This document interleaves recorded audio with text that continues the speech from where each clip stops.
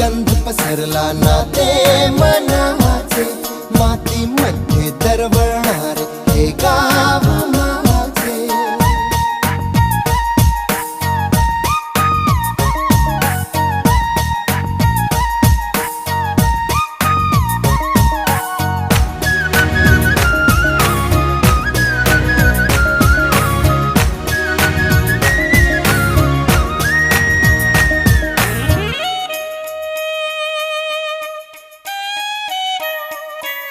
स्वप्नातले गाव माझ्या पुढे, दिवसाचा पक्षी अलगद उडे.